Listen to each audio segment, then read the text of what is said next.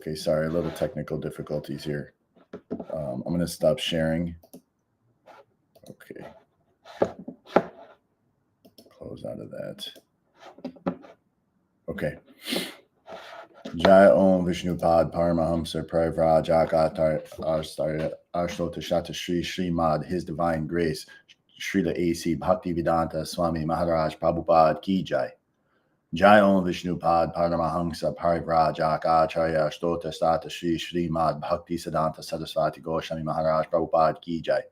Ananta Koti Vaishnava Brinda Ki Jai. Namacharya Haridas Thakur Ki Jai. ISKCON founder Acharya Srila Prabhupada Ki Jai. Prem Shagaho Shri Krishna Chaitanya Prabhu Nityananda Shri Advaita Gadadhar Shivasadi Gaura Bhakti Vrinda Ki Jai. Shri Shri Radha Krishna Gopa Gopinath Sham Kund Radha Kund Giri Govardhan Ki Jai. Vrindavan Dham Ki Jai. Mathura Dham Ki Jai. Navadvip Dham Ki Jai. Jagannath Puri Dham Ki Jai. Ganga Mai Ki Jai. Jamuna Mai Ki Jai. Tulsi Devi Ki Jai. Bhakti Devi Ki Jai. Sankirtan Yagya Ki Jai. Samaveta Bhakta Vrinda Ki Jai. Gaur Premanande Hari Hari Bol. All glories to the assembled devotees. Hare Krishna. All glories to the assembled devotees. Hare Krishna. All glories to the assembled devotees. All glories to Sri Sri Guru and Sri Gauranga. Hari Hari Bol. Hari Hari Bol. Krishna Padaya, Krishna Padaya. Srimati Bhaktivedanta Swami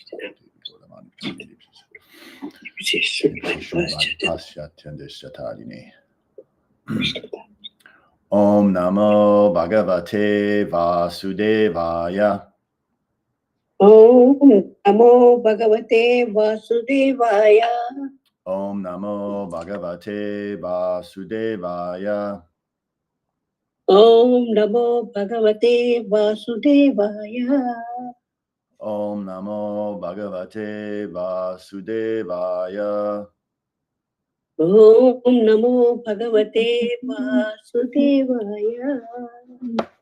Good morning, dear devotees. Today we're reading from Srimad Bhagvatam, Canto 2, Chapter 5, Verse 33. So we'll start with the Sanskrit. Tada samhatya kanyonyam bhagavat chakti kodita sadashatvam upadaya chobhayam sashrud hit hadya tada samhatya kanyonyam bhagavat chakti kodita sadashatvam apodaya kobhayam sashrud hit hadha tada samhatya kanyonyam bhagavat chakti chodita sadashatvam upadaya chobhayam sashrud hit hadha. Would anyone else like to chant the verse?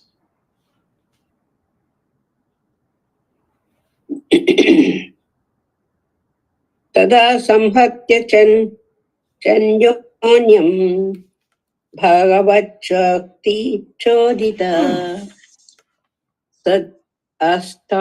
sadastvam upadhaya chodyam susrujurya adha. Hare Krishna. Hare Krishna. Hare Krishna. Hare Krishna. Tada samhatya chanyonayam bhagavacha jakti choditaha satvam upadaya chobhayam shasri jurhi hadaha. Hare Krishna. Thank you. Hare Krishna. Tada samhatya chanayam bhagavat shakti chodita sadashad ashadvam upadaya chobhayam sharchur yahi yada. Hare Krishna. Hare Krishna.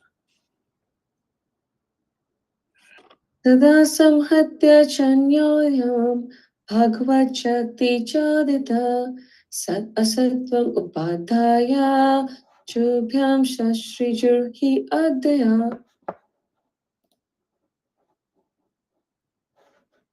Okay, great. So let's do synonyms. Tada, all those. Sanghatya, being assembled. Cha, also. Anyonyam, one another. Bhagavat, by the personality of Godhead. Shakti, energy. Kodita, being applied. Sat, asatvam, primarily and secondarily. Upadaya, accepting. Cha, also. Ubhayam, both. Sas Ruj, came into existence. He, certainly. Ada, this universe. Translation and purport by His Divine Grace, Srila A.C. Bhaktivedanta Swami Prabhupada. Thus, when all these became assembled by force of the energy of the Supreme Personality of Godhead, this universe certainly came into being by accepting both the primary and secondary causes of creation.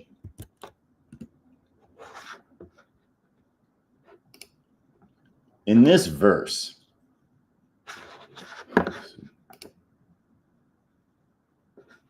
can you all see the screen? Is this okay? Yeah, no. Got it. Sorry, I was trying to go live at the same time and I realized, give me a second, I'll do that. Yeah, just let me know when it's okay to Daddy. start. Yes, 1 second.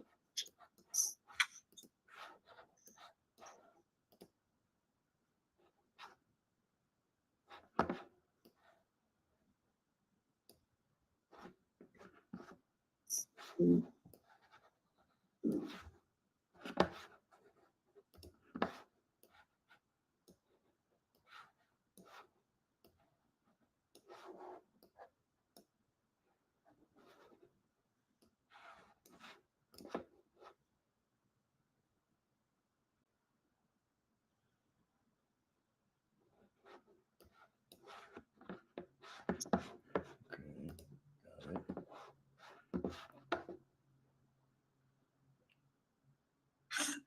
Okay, There you go. we're back on track.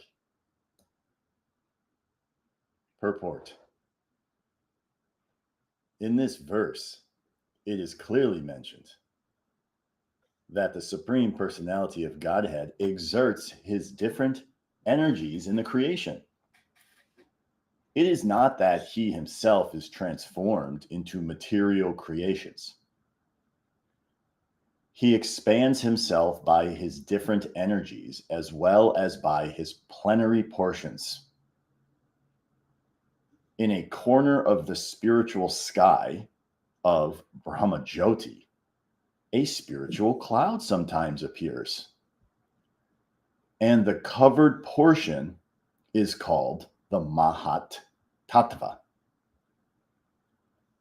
The Lord then, by his plenary portion, as Mahavishnu, lies down within the water of the Mahat Tattva. And the water is called the causal ocean, Karanajal. While Mahavishnu sleeps within the causal ocean, innumerable universes are generated along with his breathing. These universes are floating and they are scattered all over the causal ocean. They stay only during the breathing period of Mahavishnu. In each and every universal globe, the same Mahavishnu enters again as Garbhodakshai Vishnu and lies there on the serpent-like Shesha incarnation. From his navel sprouts a lotus stem, and on the lotus, Brahma, the Lord of the universe, is born. Brahma creates all forms of living beings of different shapes in terms of different desires within the universe. He also creates the sun, moon, and other demigods. Therefore, the chief engineer of the material creation is the Lord himself, as confirmed in the Bhagavad Gita 9:10. It is he only who directs the material nature to produce all sorts of moving and non-moving creations. There are two modes of material creation: the creation of the collective universes, as stated above, done by the Mahavishnu, and the creation of the single universe.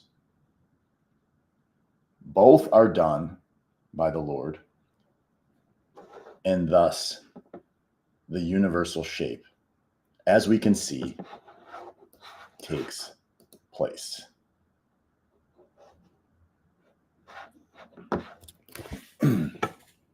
Om Jnana Timirandhasya Gananjana Shalakaya Chakshulun Militam Jena Tasmai Shri Gurave Namaha.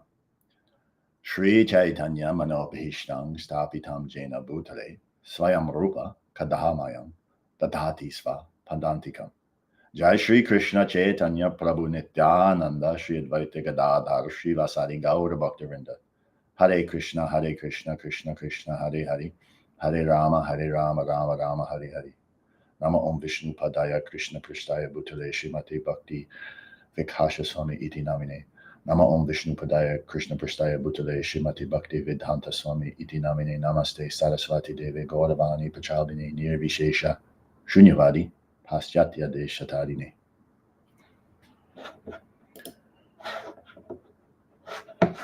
Read the verse one more time. This is a very interesting and dynamic verse. Thus, when all these became assembled by force of the energy of the Supreme Personality of Godhead, this universe certainly came into being by accepting both the primary and secondary causes of creation. So before I begin, I would like to ask for blessings and permission from all the assembled Vaishnavas here and throughout the whole universe. And please accept my sincere attempt to share whatever meager realizations I have and forgive any offenses I may cause or errors that I may speak. So this verse, as we said, is a very interesting verse. It explains some very far out topics. And I think it helps us to understand a bit by looking at the verse, the previous verse, right? Because here we have, thus, when all these became assembled by force of the energy. What are we talking about? What is this? So let's just take a look real quick. The 32nd is so we're on 33. So we look at 32. O Narada, best of the transcendentalists, the forms of the body cannot take place as long as these created parts, namely the elements, senses, mind, and modes of nature, are not assembled. So what we're hearing here in 33 is that all of these, the elements, the senses, the mind, and the modes of nature, they're being assembled by the force of what? The force of the Supreme Personality of Godhead. And this universe came into being by accepting both the primary and secondary causes. So this verse in the purport is very deep. I mean, there's a lifetime of study just in this particular purport. And in preparing for this, I'm trying to kind of outline and understand the different aspects of the purport so that I can get a general sense of what we're discussing. So we can go through the purport a bit and tie it into some practical realizations in Krishna consciousness that we can apply in our life by this understanding of the universe and its creation and the different aspects of it. So we'll go through the purport kind of paragraph by paragraph and try to make some sense of what we're actually talking about. And I will admit that this is far beyond my pay grade. All of these aspects of the universal creation. So I will do my best to discuss it in some type of coherent manner. But let's get into it. In this verse, in the purport, in this verse, it is clearly mentioned that the Supreme Personality of Godhead exerts his different energies in the creation. It is not that he is transformed into material creation. So this is an important point, of course, that Srila Prabhupada is always making to combat the Mayavadi tendency or the philosophy of the Mayavadis to make the statement that the Lord himself somehow becomes tinged with materialism after his creation, or that somehow Lord Krishna something is removed or taken away from Krishna as he has created the material energy, and that everything, even Krishna, is Maya. So I think this aspect is, in this verse, is establishing for us that Krishna, his energies are expanding, but nothing is ever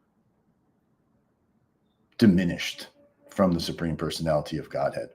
Similar to the way a candle lights another candle, and that candle isn't diminished to light the other candle, although millions and billions and trillions of candles could be lit from one candle. Okay, Prabhupada goes on. He expands himself by his different energies as well as his plenary portions. So Krishna is expanding himself. In one sense, everything, you and I, everything, the full creation, the material world, the spiritual world, everything is a expansion of Krishna. Krishna is the source of everything. Everything emanates from Krishna. Aham sarvasya prabhavo, from Bhagavad Gita 10:8. I am the source of all spiritual and material worlds. And as we see in the verse that's coming up that Prabhupada mentions in the Bhagavad Gita, also the material creation, the living entities, those beings that are born in the material creation, they're all what? They're all born of the seed of Krishna.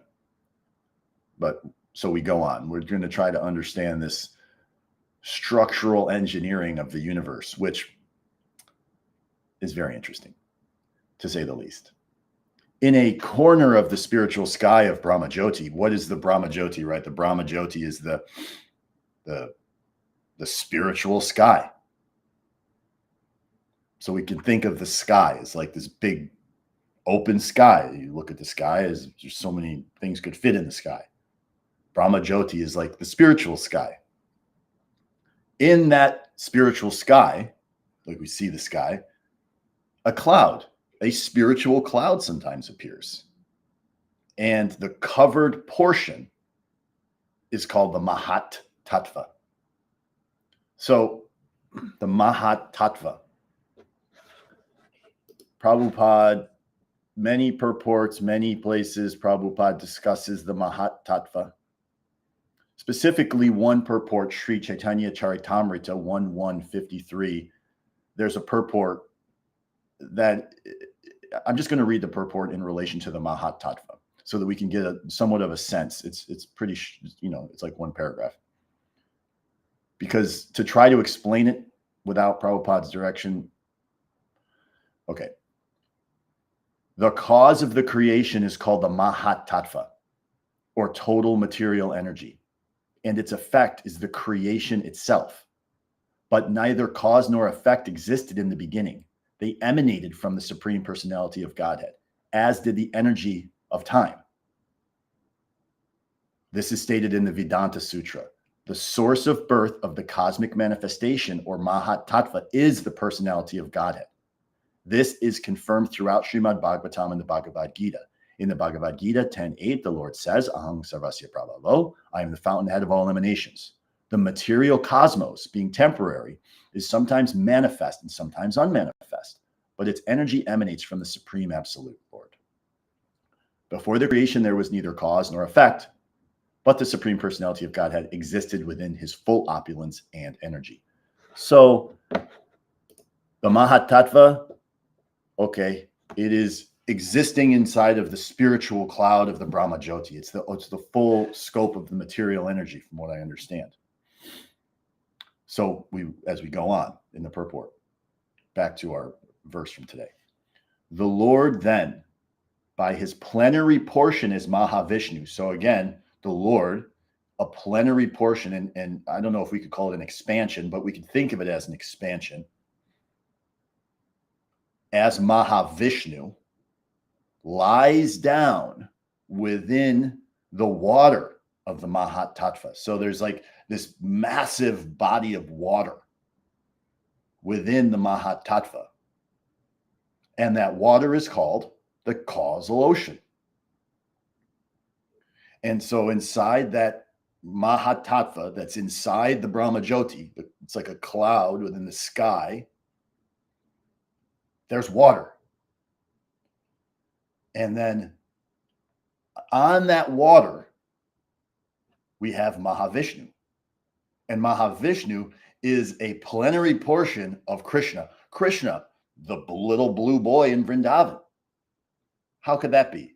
But this is how it is. Krishna, who came here as also as Lord Chaitanya Mahaprabhu, this same Krishna is emanating all of these things, is portions. He's expanding all of this.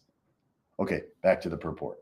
While Mahavishnu sleeps within the causal ocean, Mahavishnu sleeping on the causal ocean inside of the Mahatattva, inside of the Brahma Jyoti.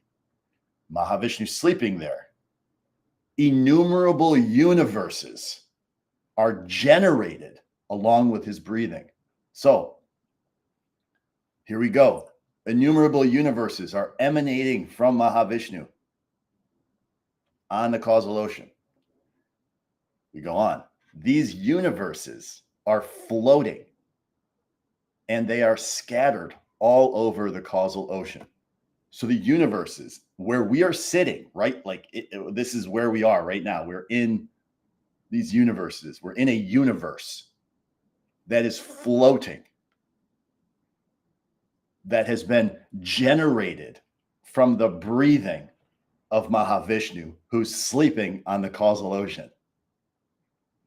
And these universes, they, as it says in the purport, they stay only during the breathing period of Mahavishnu. So this is like innumerable amount of time that we can't even really conceive the length of time that Mahavishnu is existing, and that just his breathing, a breath, is so long from our perspective that we're existing in so many yugas and kalpas and cycles of life and birth and death. It's inconceivable, but here we have it. These universes are floating. So as we go on, these universes are floating and they are scattered all over the causal ocean. They stay only during the breathing period of Mahavishnu in each and every universal globe. So here's where it gets even deeper here, right? So in each and every one of these universal globes that are being emanated from the breathing as Mahavishnu sleeping on the causal ocean, the same Mahavishnu enters again as Garbhodakshai Vishnu and lies there on the serpent-like Shesha incarnation. So Garbhodakshai Vishnu, this is just, I'll just say a little bit about from the Bhagavad Gita purport 9.8. Prabhupada makes a somewhat of a explanation, sort of. I mean, it's for our small minds to try to understand. This is from Bhagavad Gita 9.8 purport. Mahavishnu enters. He lies within the causal ocean and breathes out innumerable universes. And into each universe, the Lord again enters as Garbhodakshai Vishnu. Each universe is in that way created. So every universe is being created in that way. He still further manifests himself as Kshirodakshai Vishnu. And that Vishnu enters into everything, even into the minute atom. This fact is explained here. He enters into everything. So there we have it. We have Garbhodakshai Vishnu. And then from there, all of this, if we can even consider the depth as it goes one step further, the same Mahavishnu enters into all of these universes as they're being emanated from the breathing of Mahavishnu as Garbhodakshai Vishnu, and they are laying there on the serpent-like Shesha incarnation. So what's happening is that the universes somehow they're resting, they're laying there on the Shesha incarnation, which is the expansion of Baladev, from what I understand. So the universes then are placed on top of the head of a serpent. And then, so we'll discuss more about this. But so then from his navel, so from the navel sprouts a lotus stem. And on the lotus, Brahma, Lord Brahma, the original being, well, the original being in the material energy in each universe, let's put it that way, his navel sprouts a lotus stem.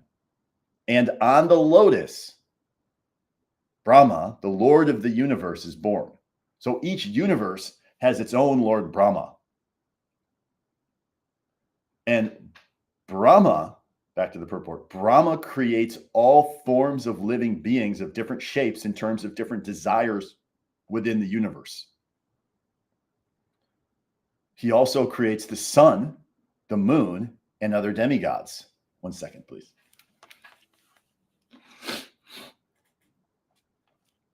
So Brahma creates all forms of living beings of different shapes in terms of different desires within the universe. Inside of our universe, there is a superior personality, Lord Brahma, who is creating all of the different forms. He's creating them and casting them into these universes based on what? The different desires. 8.4 million species of life were created by Lord Brahma and cast into this universal Brahmanda, this egg, which is sitting on top of a serpent's head, which is inside of which is inside of the causal ocean, or it kind of emanated from a Mahavishnu breathing out. So this is the Vedic authoritative description of creation, where the universe came from, where the different bodies came from, who is the creator,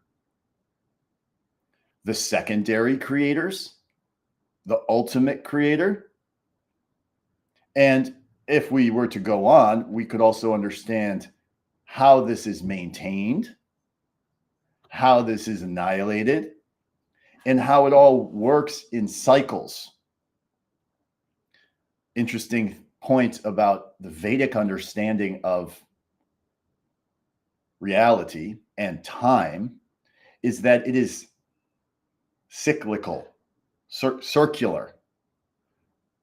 Western understanding, we think of time as linear. going from one point to another point. Like the Big Bang happened. There was nothing before the Big Bang. We start at zero. Something happens, and then we end at zero at some point, and then it's over. But the Vedic understanding is that everything is happening in cycles, smaller cycles within, and then larger cycles.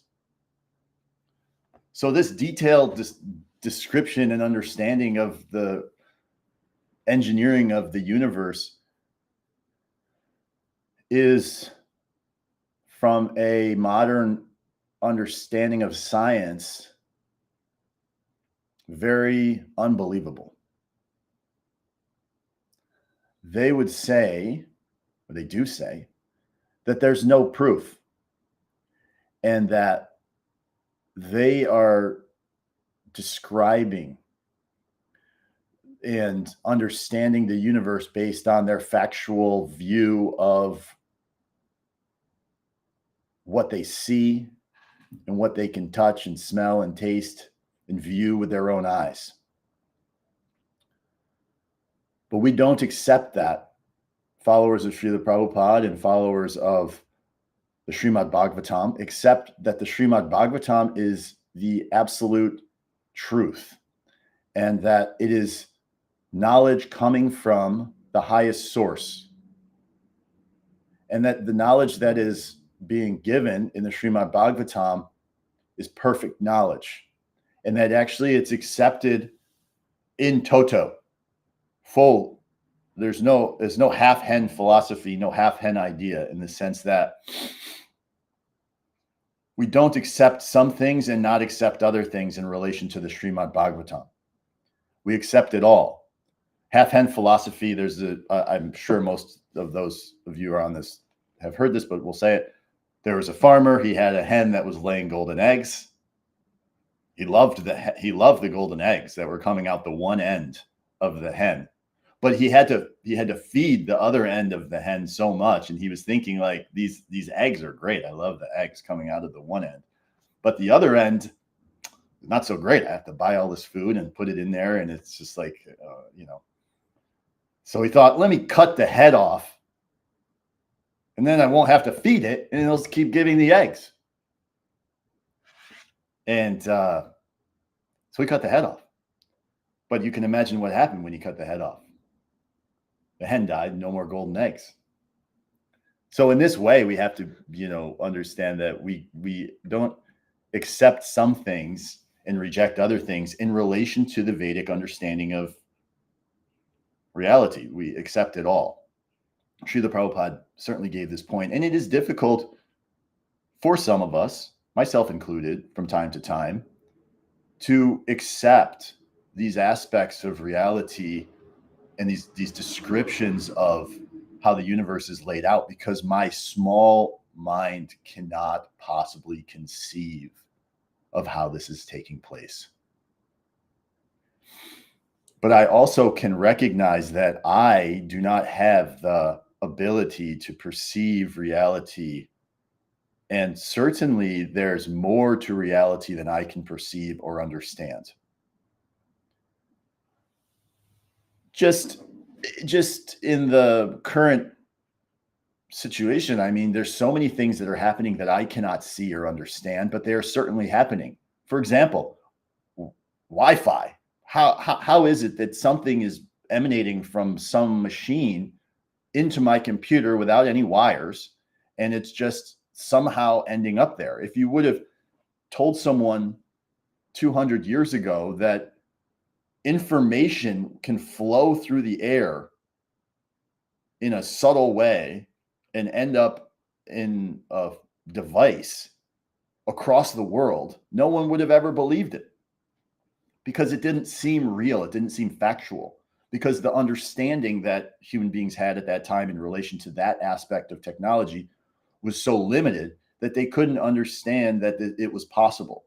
And in this way, it is very difficult for us to conceive of or understand how the universes can be created and breathed out of Mahavishnu in the time frames. It's also similar, which I've made this example before, but it's like an ant trying to understand, who is the mayor of Philadelphia.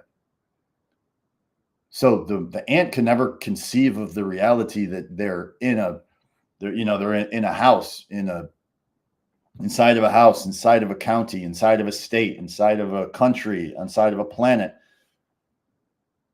In this way, we have so many different aspects of where we're at. So point to understand is that this description of the universe is authoritative.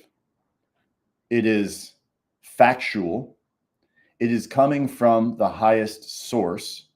And as followers of Srila Prabhupada and followers of the Srimad Bhagvatam and the Bhagavad Gita, our position is that we accept this as the basis for the creation and the basis for the creation of living entities.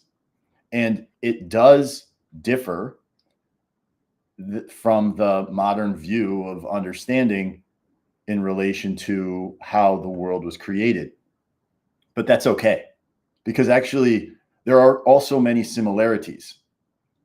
And we can pinpoint a few of them, but the reality is the way that the modern world is described as being created, or the way the modern scientific approach is that there was a big bang, and then the big bang, there was evolution, and then from there, everything exploded, and from an explosion came the order of the universe, which even from their own kind of standards doesn't make a lot of sense, but it is accepted. Why? Because there's no better answer.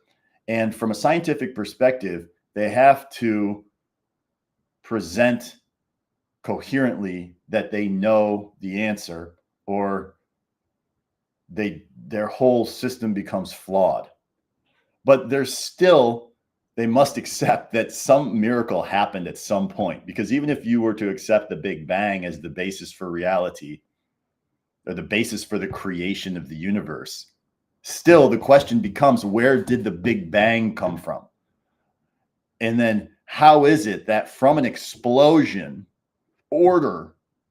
the order of the universe, which clearly there is a defined order within the universe and organized engineering in relation to the ability, the sun rises, the planets spin, or however you want to look at it. So order came from an explosion, which also goes against their law of entropy, which is that things are constantly breaking down. But on the other side, it wants to present that things are being ordered by this explosion. Anyways, they say what they want to say, but we accept the Srimad Bhagvatam. So the thing about the modern approach and scientific approach, and I'm not trying to say that everything they say is bad. Okay, they're attempting to do something without the basis of understanding, which is that the Krishna is the supreme cause. But here's the thing. Scientists can't accept an intelligent design theory. It's like they're fixated on trying to prove that there is no God. But what's the point? It's like this weird fixation on God. It's kind of like King Kamsa. He's so afraid of Krishna. He's fixated on it, but he can't. It's like he doesn't want to hear about him. He wants to try to kill him, but like he's fixated on it. And in the same way, this like atheistic view, this modern worldview that there is no controller, everything is happening by chance, which is, as described in the Bhagavad Gita, this is a demoniac mentality that everything is produced from lust, everything is happening by chance. I am the controller. I am the Lord of all I survey. This is and I can figure it all out. It's in the same way, but ultimately, what is that springing from? It's springing from fear, just like King Kamsa was afraid of death. He was afraid of Krishna coming to kill him because he had heard that he was going to be killed. Just like we in the material conditioned state, we're afraid of death. And but it's like it's deeply ingrained. We know that it's coming, but all we can do, and we know that it can happen at any time. But if we don't but from that fear, we're like we it's like ostriches. We stick our head in the sand and we pretend it's not going to happen, and we just try to enjoy with everything that we can for as long as we can. And that fear is like constantly driving us. Srila Prabhupada says that this material world is a place of anxiety. And the anxiety comes from ignorance. And the ignorance puts us in this place of darkness. Also, Srila Prabhupada, the Srimad Bhagvatam in many places, the material world is a place of darkness. The only thing, without the sun, electricity, fire, it's dark. So it requires some outside thing to brighten up the material world. But the spiritual world is self-effulgent. It's light. So when we're in this material understanding of ourselves and the world, we're in darkness, and we're in a place of fear and anxiety. And we do our best to put on a good show and to try to enjoy, but we're missing, what are we in ignorance of? Mostly we're in illusion that we are the physical body and the mind. And we're missing the point, the actual fact that Krishna is the cause of everything. And we actually and Krishna is the actual enjoyer. He's the cause. He's our best friend. And so Krishna is the cause, the enjoyer, the owner, like the proprietor, and our well-wishing friend. And if society, and if we start with ourselves, but if we understand this, and if society were to understand this and actually live by this, then we could overcome the fear and anxiety, utilize our human form of life for what it was meant for, which is to shed the material identification and attain perfection in relation to our own spiritual Sat-Chit Ananda coming forth and come out of this material energy. So because of this misunderstanding, there is fear. Because of this lack of understanding so we are trying to be the enjoyer. It is not working. We are trying to be the proprietor. It is not working. We are seeking friends and satisfaction in relationships with other entities in this material world. And it is not working. So we're going in the wrong direction. And without the knowledge, then we end up doing this over and over and over again and living life after life after life in suffering. The whole time there is an opportunity for us to actually come out of it. And the wonderful aspect of that is it's available for everyone. Srila Prabhupada's books give us this knowledge. Srila Prabhupada so mercifully came out into the Western world and gave us this knowledge all throughout the world so that anyone can take it, basically, practically for free. It is not even practically, it's free, but it has to be accepted. That's what the cost is. So it's kind of like, of course, this analogy is given many times. There was a movie that came out in the 1990s. It was called The Matrix. Of course, many of you have heard of it. But in that movie, there's this. Basically, the premise very quickly is that all the living beings are in this state of sleeping, and they're being used by this larger kind of entity. and that they're in the larger entity is fooling the living entities that they're actually living happy lives. And then there's this other group of people who are trying to break free from it. And there's this one character called Neo, and he like comes out, and so like one of the people who have broken out of the illusion comes to Neo, and he goes to like give him a red pill or a blue pill, and he says, look, if you take this red pill, you're going to wake up from the illusion. And when you wake up from the illusion, you can't go back. So if you take this red pill, you actually will understand the truth of who you are, but you'll also have to understand the real, like the kind of difficult reality that everyone else is going to be facing, and that you'll have to face by telling other people that they're in this reality, in this false illusory reality. So in this same way, like we are in the conditioned state, we are in an illusory reality. And if we take the red pill, then ultimately our life changes. But then we have this responsibility to come out and to help others come out of this illusion. And as it's stated in the Bhakti Rasamrita Sindhu, my dear friend, if you are indeed attached to your worldly friends, do not look at the smiling face of Lord Govinda as he stands on the bank of the Yamuna at the Keshi Ghat. So Rupa Goswami tells us, don't look at Krishna. Krishna is the red pill. He's the true red pill. Because if you like your worldly friends and your worldly attachments, if you look at that boy over there, the smiling face of Lord Govinda on the banks of the Yamuna, it's all finished.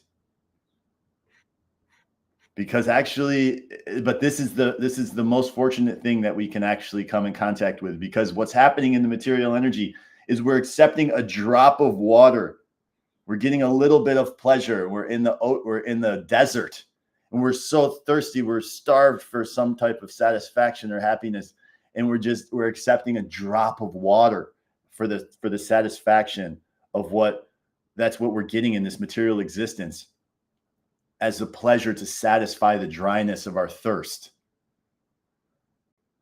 So that little minute quality of water has no real value, but we're accepting it as like, this is what we're getting. But there's no real satisfaction in this society of friendship and love in the material world. But in the spiritual world, we get the ocean of happiness, the ocean of bliss, and the full quenching of our thirst. And we get this through connecting with Krishna, by understanding the Srimad Bhagvatam.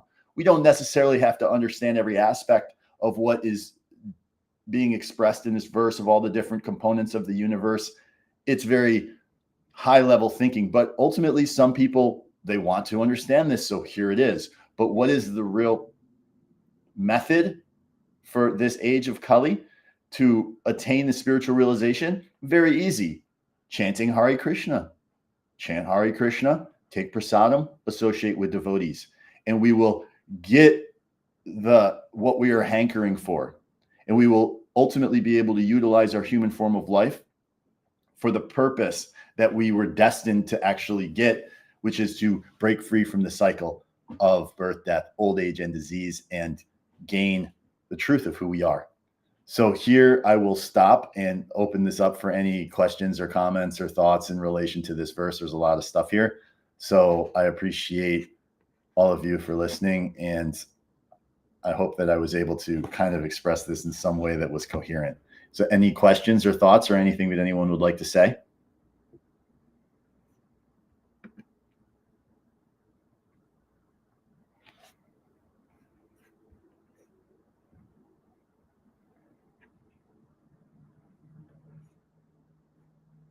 I like the way you describe Matrix. I know I can use that for the kids now. Yeah, it's really interesting. Whoever wrote that, it's like they're very insightful, and it's the way that it's laid out. Like, yeah.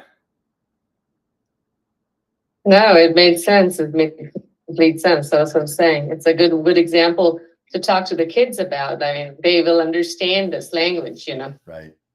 Yeah. And if you see the movie, it's like, it's this weird thing. It's like this big, huge globe that like all the living people, they're like inside these like gel things, and they're like living inside these gel things, and this larger group of like higher beings or whatever, they're like mining the people. They're like keeping them in the gel so that they can like utilize their life for some aspect of something. So like, but they need them to stay alive, but they're like, and they're like feeding them this illusion. And so everyone is living in this illusion.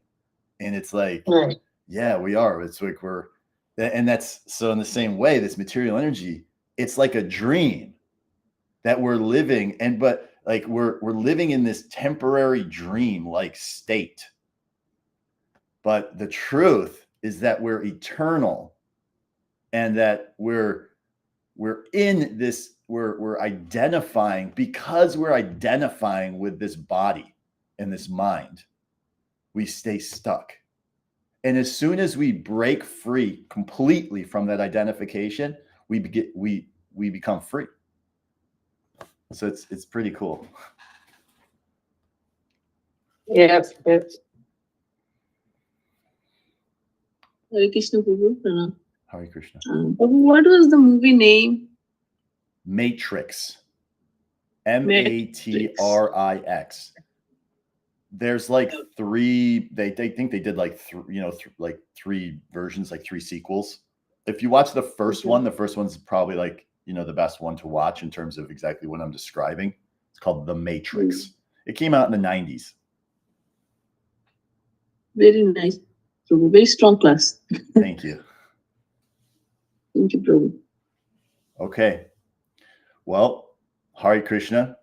I'll put in a plug. We'll be out today doing Sankirtan, Harinam Sankirtan at City Hall, as we go out most days during the week, every day during the week from 11 a.m. to 2. I know it's difficult to get down into the city, but if you can make it, it's very blissful. Many, many people there accepting Krishna's mercy. So Hare Krishna. And this is my friend, Bhakta David. He came out. He was distributing books so wonderfully. Thank you, David. Okay, everybody. Hare Krishna. Time for prasadam. Thank you. Thank you. Hare Krishna Prabhu. Hare Krishna. Hare Krishna. Hare